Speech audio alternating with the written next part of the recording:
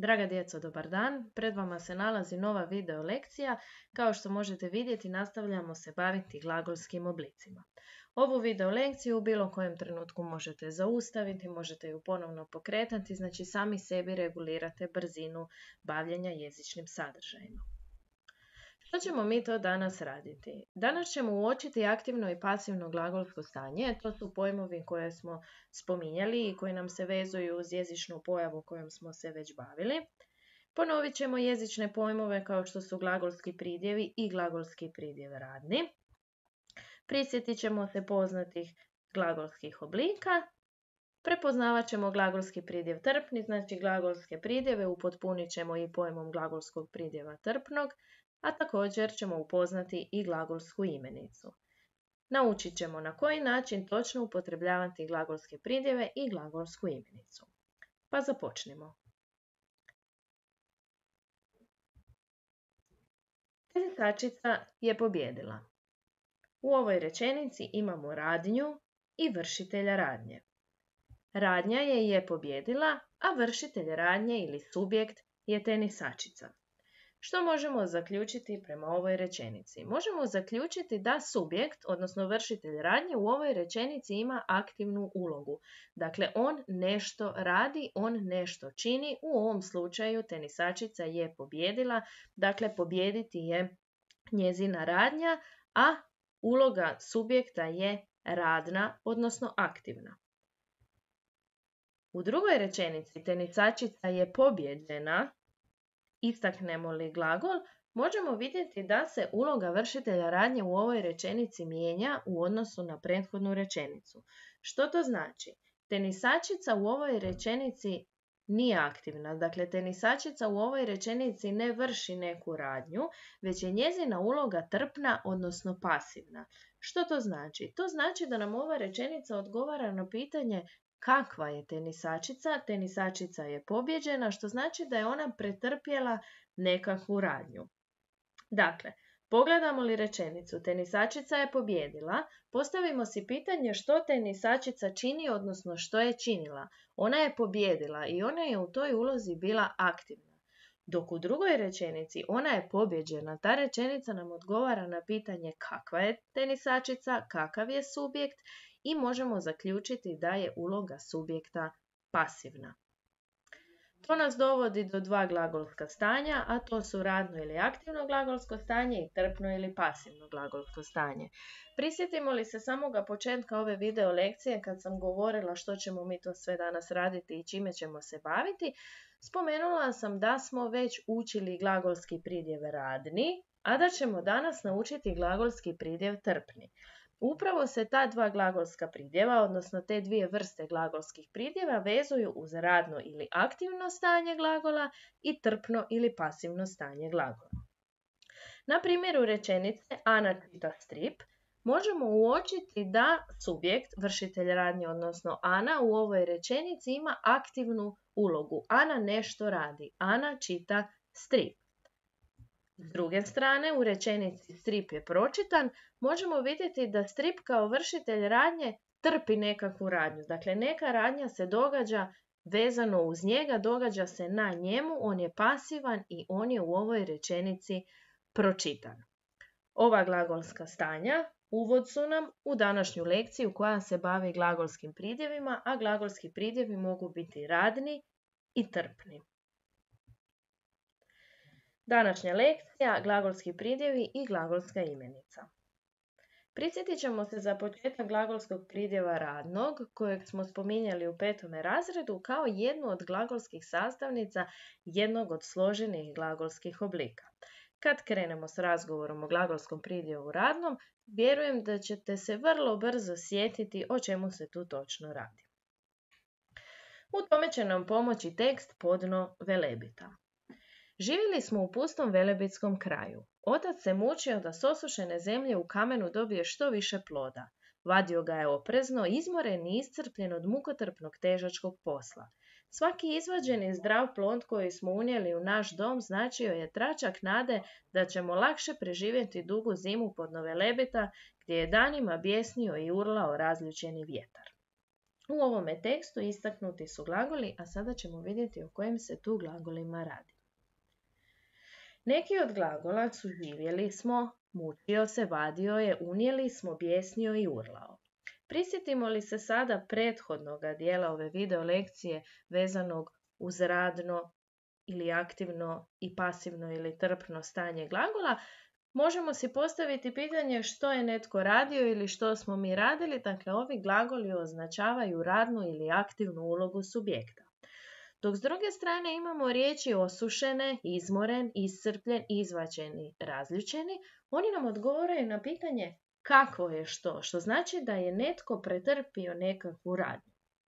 E sad, iznad tih riječi s desne strane vidimo da piše pridjevi. No nije nam jasno kako možemo govoriti o nekakvom trpnom ili pasivnom glagolskom stanju ako se tu radi o pridjevima.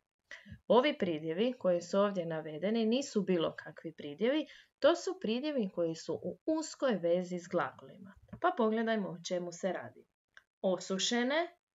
Osušene je nekakvo svojstvo, ono govori kakva je zemlja. Razljučeni, to se govori o ljudskoj osobini. No što je specifično i za ovo svojstvo osušene i za ljudsku osobinu razljučeni? Specifično je da oni pobliže označuju imenicu i ponašaju se kao pridjevi, kao što je ovdje i navedeno. No ipak, pridjev osušene u svojoj osnovi ima glagol osušiti. Dakle, da bi netko bio osušen, morala je postojati radnja, a radnju iskazujemo infinitivom glagola osušiti. S druge strane, razljučeni kao pridjev također u osnovi ima glagol, a radi se o glagolu razljutiti. I ovdje dolazimo do povezanosti glagola i pridjeva, zbog toga što pridjevi, ovdje navedeni, nastaju od glagola, a takvi se pridjevi zovu glagolski pridjevi. Dakle, osušene je pridjev nastao od glagola osušiti. Izmoren je pridjev nastao od glagola izmoriti. Iscrpljen je pridjev nastao od glagola iscrpiti. Izvađeni je pridjev nastao od glagola izvaditi, a razljučeni je pridjev nastao od glagola razljutiti. Svi ovi pridjevi s vaše desne strane u tablici nastali su od glagola i zato se zovu glagolski pridjevi. Prvi glagolski pridjev s kojim smo se susreli je glagolski pridjev radni. Pa pogledajmo. Ratar vadi krumpir. Ratar je izvadio krumpir. Imamo dvije rečenice koje se po nečemu razlikuju. Radnja u prvoj rečenici je vadi i ta radnja se obavlja sada. Obavlja se u sadašnjosti, to je prezent. Ratar je izvadio krumpir, radnja je izvadio i ta radnja je izvršena u prošlosti i možemo uočiti da se tu radi o perfektu. To je taj poznati nam glagolski oblik. Ovdje samo kratko da ponovimo, razlika između prezenta i perfekta je ta što je prezent sadašnjost, to je jednostavni glagolski oblik, ima samo jednu riječ, jednu sastavnicu, a perfekt je složeni glagolski oblik koji ima dvije glagolske sastavnice. Izvadio je sastavnica koja je nama interesantna i ponovno se ovdje možemo prisjetiti samoga početka, odnosno radnog ili aktivnog glagolskog stanja. Što je netko činio? Netko je izvadio krumpir. Ovaj glagolski oblik prepoznat ćemo i po tome što je nastao od glagola izvaditi, dodavanjem nastavka o. Maknemo li glagolu izvaditi infinitivni nastavak što je ti i dodamo li nastavak o, povezan s nastavcima ola, lo, li, le, la. Ovo gradivo nam nije novo, ovo nam je već poznato. Dolazimo do jednog posebnog glagolskog oblika koji nam je glavna sastavnica perfekta. Na primjeru glagola reći možemo vidjeti da jednina glasi rekao, rekla, reklo, a množina rekli, rekle, rekla. Živio, živjela, živjelo, živjeli, živjele, živjela. Ovdje se radi o glagolskom obliku koji izriče radnju, dakle što subjekt vrši ili je izvršio i zove se glagolski pridjev radni. Zašto se zove glagolski pridjev radni? Povezujemo ga s glagolskim pridjevom trpnim, a radni je upravo zbog toga što se radi o radnom ili aktivnom glagolskom stanju. Prepoznat ćemo ga po nastavcima koji nam zvuče kao pjesmica, a to su o, la, lo, li, le, la. Kod glagolskog pridjeva radnog moramo paziti na jedno pravopisno pravilo, odnosno na način pisanja glagolskog pridjeva radnog, pa tako imamo glagol htjeti. To je pomoćni glagol, no i od pomoćnih glagola se također mogu tvoriti svi glagolski oblici. Ženski rod glagolskog pridjeva radnog glasi htjela, srednji rod glasi htjelo, muški rod glasi htio. Znači moramo paziti na nastavke i nećemo pisati htjeo, što je česta pogreška u uporabi hrvatskog jezika, već ćemo pisati htio. Kod glagola željeti, ženski rod glasi željela, muški rod glasi željelo, srednji rod glasi željelo, a muški rod glasi želio. Opet pazimo na nastavke, nećemo pisati željeo kao ni htjeo, nego htio i želio, ali nećemo pisati ni željela, nego željela. Ovo je jedna pravopisna crtica vezana uz pisanje glagolskog pridjeva radnog i ovime smo ponovili znanje koje smo do sad stekli.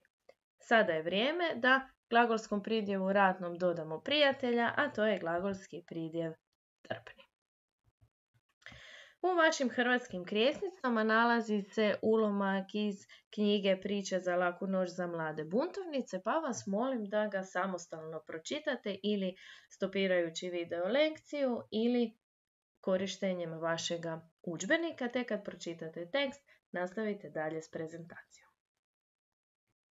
Ovaj tekst nam govori o djevojčici koja je voljela roniti na dah i to ispod leda. Uvijek je voljela roniti na dah jer se tada osjećala kao da leti. No što je se dogodilo? Ona je pala u vožnji biciklom, slomila je nogu i jedini oporavak da se spasi ta slomljena noga bilo je uranjanje u hladnu vodu. I upravo zbog tog uranjanja u hladnu vodu ona je ojačala i nakon toga je počela roniti ispod leda. A nama će hrabra djevojčica pomoći da naučimo što je to glagolski pridjev trpni. Promotrite rečenicu. Djevojčica je ronila na dah. Gdje u ovoj rečenici uočavamo radnju? Radnja je ronila. U kojem glagolskom obliku je radnja? Promotrimo li rečenicu, možemo zaključiti da je radnja u perfektu. Perfekt je složeni glagolski oblik kojeg tvorimo od nenaglašenog prezenta pomoćnog glagola biti, sam, si, je, smo, ste, su i glagolskog pridjeva radnog o kojem smo ranije govorili. U ovoj rečenici pokušajmo razmisliti kakva je uloga subjekta, odnosno vršitelja radnje, odnosno kakvo je glagolsko stanje. Ona je ronila, ona je nešto činila, dakle glagolsko stanje je aktivno. Tko je vršitelj radnje ili subjekt u ovoj rečenici? Vršitelj radnje je djevojčica. Vrši li subjekt, vršitelj radnje, radnju ili se radnja vrši na subjektu? Dakle, radi li se o aktivnom ili pasivnom glagolskom stanju? Glagolski pridjev radnji u ovoj rečenici izriče da vršitelj radnje vrši radnju. No pogledajmo sljedeću rečenicu. Djevojčica je ojačana od hladnoće. Istaknuto je riječ ojačana. Vršitelj radnje je u ovom slučaju pretrpio radnju. Dakle, ona ne vrši radnju, nego je pretrpjela radnju. A pogledamo li sljedeću rečenicu, ojačana djevojčica odlučila je roniti pod ledom, ponovno imamo riječ ojačana koja nam odgovara na pitanje kakva je ta djevojčica. I ojačana u prvoj rečenici odgovara na pitanje kakva je djevojčica i automatski ističemo riječ ojačana. Ojačana je po vrsti riječi pridjev, što možemo zaključiti i po pitanju kakva je ta djevojčica i u prvoj i u drugoj rečenici. No što je specifično za ovaj pridjev? Specifično je da je nastao od glagola ojačati. Ojačati je glagol u infinitivu, a pridjev nastao od glagola u infinitivu je ojačana. To nije glagolski pridjev radni, jer djevojčica ne vrši aktivno nekakvu radnju, već je ona pretrpjela radnju. Glagolski oblik koji izriče radnju koju subjekt trpi, to jest radnju koja se vršila ili izvršila na subjektu, zove se glagolski pridjev trpni koji je povezan sa trpnim glagolskim stanjem. Promotrimo malo sljedeći prikaz. Imamo jedninu i množinu, muški, ženski, srednji rod. Dakle, radi se o nekakvim gramatičkim obilježjima koje smo mi uvijek povezivali sa imenicama i pridjevima. S obzirom da govorimo o glagolskim pridjevima, možemo reći da oni imaju muški, ženski i srednji rod jednine i množine. Na primjeru ovoga prikaza, odnosno na primjeru ovih rečenica, vidimo da se radi o glagolskom pridjevu trpnom sačuvan, koji je nastao od glagola sačuvati i njega možemo mijenjati po osobama u jednini i množini. Jesam li ovo rekla ispravno? Nisam. Ne možemo mijenjati po osobama, već mijenjamo po rodu, a to je muški, ženski i srednji rod. U listićima s desne strane istaknuti su nastavci za tvorbu glagolskog pridjeva trpnog. Glagolski se pridjevi trpni rabe kao i pridjevi i tada se sklanjaju s imenicom koju dopunjuju. Pogledajmo sada neke primjere. Pisan je glagolski pridjev trpni nastao od glagola pisati. Uzet je glagolski pridjev trpni nastao od glagola uzeti. Rastresen je nastao od glagola rastresti, a ispijen od glagola ispiti. Koji su to nastavci kojima tvorimo glagolski pridjev trpni, a dodajemo ih na infinitivnu osnovu? To su n, jen, n i t. Dakle, od glagola u infinitivu maknemo infinitivni nastavak ti dobijemo osnovu i dodajemo nastavke n i n, n i t. A glagolski pridjev radni tvorimo nastavcima o, la, lo, li, le i la.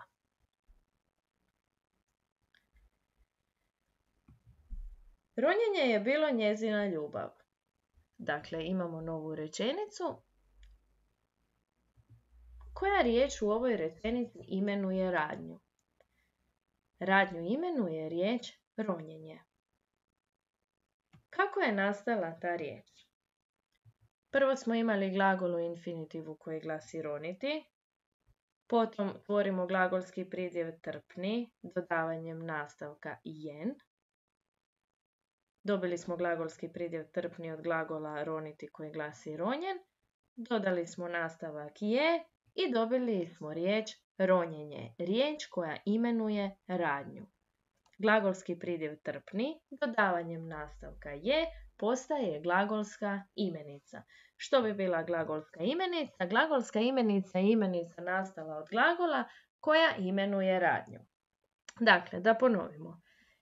Imamo pridjeve i imenice, ali su oni posebni jer su nastali od glagola.